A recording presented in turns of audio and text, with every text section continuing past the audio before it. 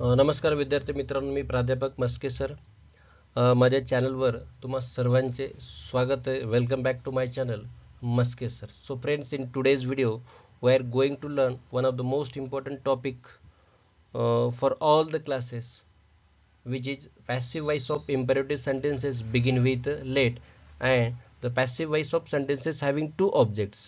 की पहिल्यांदा आपण लेटने सुरुवात होणाऱ्या आज्ञार्थी वाक्यांचं पॅसिव्ह वॉइस पाहणार आहोत. त्याच्यानंतर अशा वाक्यांचं आपण पॅसिव्ह वॉइस करणार आहोत की ज्याच्यामध्ये दोन ऑब्जेक्ट आहेत. चला तर मग आजच्या आपल्या व्हिडिओला आपण सुरुवात करूया. पहिल्यांदा आपण पाहणार आहोत लेटने सुरुवात होणाऱ्या आज्ञार्थी वाक्यांचं पॅसिव्ह वॉइस.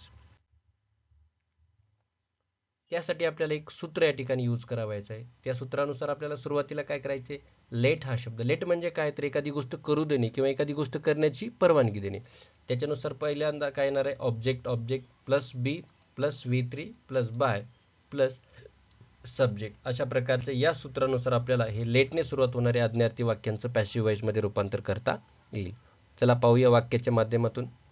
तर काय तर एक छोटासा एक नियम आहे, काय की या रचनेत लेट नंतर येणाऱ्या वाक्याचा करता नेम ह्या द्वितीय विभक्तीत येतो आणि पॅसिवाइज करताना मात्र आपल्याला काय कराल, तो बाय नंतर आपल्याला तो ॲज इट इज ठेवायचा आहे. बाकी फारसं काही या ठिकाणी आपल्याला करावायची गरज नाही.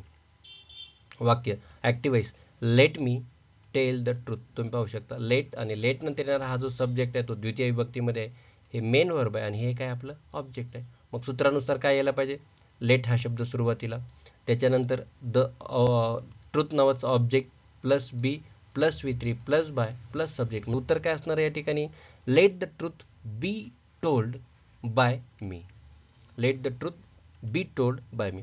Next question, activise, let them solve the problem. Let subject solve plus object. उत्तर काय येणार आहे, let the problems be solved by them. आता करता जशाच तसा कसा ठेवला आपण या ठिकाणी तुम्ही पाहू शकता. लेट नंतर येणारा हा जो देम नावाचा जो करता आहे तो ऑलरेडी द्वितीय विभक्तीमध्ये सेकंड केसमध्ये आहे. आपण काय केलं, त्याला बाय नंतर ॲज इट इज या ठिकाणी यूज केलेलं आहे. पहिल्यांदा बद्दल काय केला, हे जे द प्रॉब्लेम्स नावाचं जे ऑब्जेक्ट आहे या ठिकाणी लेटच्या पुढं लावलं, ते प्लस बी प्लस V3 हे सगळे होईल. त्याच्यानंतर let the party president make the final decision. Passivise, let the final decision be made by the party president. Let हा शब्द घेतला, हे जे फायनल द फायनल डिसिजन नावाचं ऑब्जेक्ट आहे या ठिकाणी आपण सुरुवातीला घेतलं, plus B3 plus B plus V3 plus by आणि द पार्टी प्रेसिडेंट नावाचं जे काही सब्जेक्ट आहे त्या ठिकाणी आपण बाय नंतर ॲज इट इज यूज केलं. आणखी काही उदाहरणं घेऊ. Let him clean the room. Let the room B clean by him. या ठिकाणी जसं एखाद्या सर्वनामाच्या द्वितीय तुम्ही पाहू शकता, या ठिकाणी एखादं नाउन सुद्धा येऊ शकते. मग it may be singular or plural. Activise, let all the students solve the problems on their own. So the answer will be, let the problems be solved on their own by all the students. सुरुवातीला late नावाचा हा शब्द घेतला, त्याच्यानंतर the problem नावाचं object या ठिकाणी आपण सुरुवातीला सब्जेक्ट म्हणून यूज केलं. Okay, plus B plus V3 plus remaining part of the sentence plus by and all the subject नावाचं जे नाऊन आहे या ठिकाणी आपण ॲज इट इज बायच्या नंतर यूज केलेलं आहे. Let me take the decision about this issue. Let the decision be taken about this issue by me.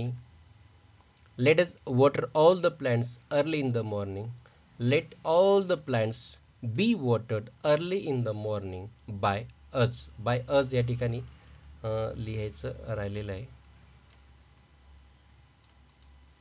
Next, let her help you to solve this difficult problem. Let you be helped to solve this difficult problem by her. तर अशा प्रकारे लेटने सुरुवात होणाऱ्या वाक्यांचं आपण passive voice करू शकतो. त्यासाठी जे सूत्र आहे ते तुम्हाला लक्षात ठेवणं गरजेचं आहे.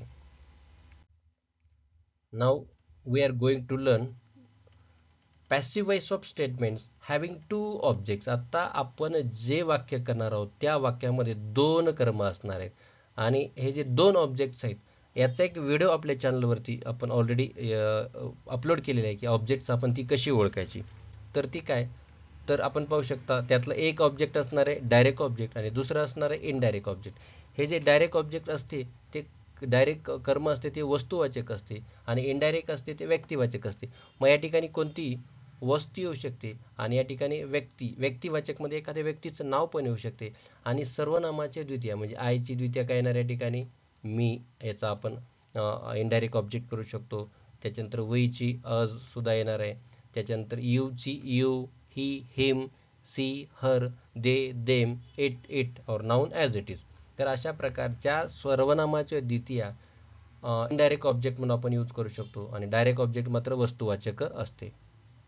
For example they give me a story book. जर असं आपल्याला माहिती आहे की यातलं अ स्टोरी बुक हे डायरेक्ट ऑब्जेक्ट आहे आणि मी ही जी आयची द्वितीय आहे ती इनडायरेक्ट ऑब्जेक्ट आहे. चला तर मग यांचं पॅसिव्हाइज कसं करायचं ते पुढच्या काही उदाहरणाच्या माध्यमातून आपण पाहूया. यासाठी नियम काही दोन नियम्स आहेत. दोन कर्म असलेल्या वाक्यांचे पॅसिव्हाइज करताना जर दिलेले वाक्य इनडायरेक्ट ऑब्जेक्ट म्हणजे अप्रत्यक्ष कर्माने सुरुवात होत असेल तर वाक्यातील डायरेक्ट ऑब्जेक्ट पॅसिव्ह वॉइसमध्ये क्रियापदाच्या तिसऱ्या रूपानंतर जशास तसं लिहिणं गरजेचं आहे. म्हणजे आपलं वाक्य पहिल्यांदा कशाने सुरुवात होणार आहे, लक्षात ठेवायचं इनडायरेक्ट ऑब्जेक्टनं.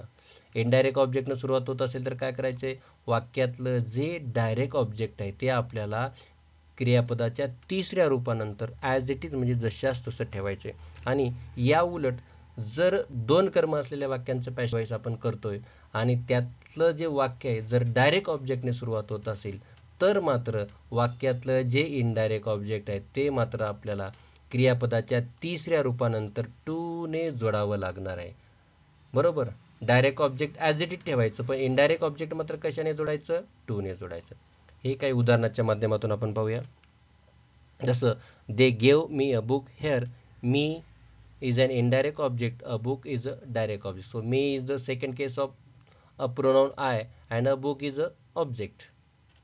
So दोन्ही प्रकारे आपण याचं पॅसिव्हाइज करणार आहोत. पहिल्यांदा पाहू शकता तुम्ही मी नावाच्या इनडायरेक्ट ऑब्जेक्टनं, जसं माहिती आहे मीचं या ठिकाणी प्रथमा काय केलं आपण आहे. वाक्याचा काळ कोणता आहे, सिम्पल पास्ट आहे. सूत्र लक्षात ठेवणं गरजेचं आहे. I was given a book by them. काय केलं, इनडायरेक्ट ऑब्जेक्टनं सुरुवात केल्यानंतर वाक्यातलं डायरेक्ट ऑब्जेक्ट क्रियापदाच्या तिसऱ्या रूपानंतर आपण ॲज इट इज या ठिकाणी यूज केलं. पण जेव्हा आपण हेच वाक्य कशाने सुरुवात करतो, डायरेक्ट ऑब्जेक्टने सुरुवात करतो, तेव्हा मात्र वाक्यातलं जे इनडायरेक्ट ऑब्जेक्ट आहे ते आपण या ठिकाणी कशाने जोडलेलं आहे, टू ने जोडलेलं आहे. ही मात्र खबरदारी आपल्याला घेणं गरजेचं आहे. Some more examples. The principal has given him punishment. So him here, him is an indirect object and punishment is a direct object. Okay, so first we have to begin the sentence with the direct objects and put the indirect objects after the third form of the verb by connecting with the to. म्हणजे आपण हे वाक्य punishment नावाच्या direct ऑब्जेक्टने सुरुवात केलेलं आहे आणि तेव्हा मात्र हे जे इनडायरेक्ट ऑब्जेक्ट आहे ते टू ने आपण या ठिकाणी जोडलेलं आहे. या उलट जर इनडायरेक्ट ऑब्जेक्टने जर सुरुवात होत असेल तर वाक्यातलं डायरेक्ट ऑब्जेक्ट मात्र ह्या क्रियापदाच्या तिसऱ्या रूपानंतर आपण काय केलेलं आहे, ॲज इट इज जोडलेलं आहे. पण इनडायरेक्ट ऑब्जेक्ट मात्र कशाने जोडलेला आहे, टू ने जोडलेला आहे. He has been given punishment by the principal. The teacher gave us a lot of homework. Us indirect object, a lot of homework direct object. A lot of homework was given to us by the teacher. We were given a lot of homework by the teacher. तुम्ही या ठिकाणी पाहू शकता indirect object पुन्हा आपण to ने जोडलेला आहे आणि या उलट डायरेक्ट ऑब्जेक्ट मात्र ॲज इट इज क्रियापदाच्या तिसऱ्या रूपानंतर आपण ठेवलेला आहे.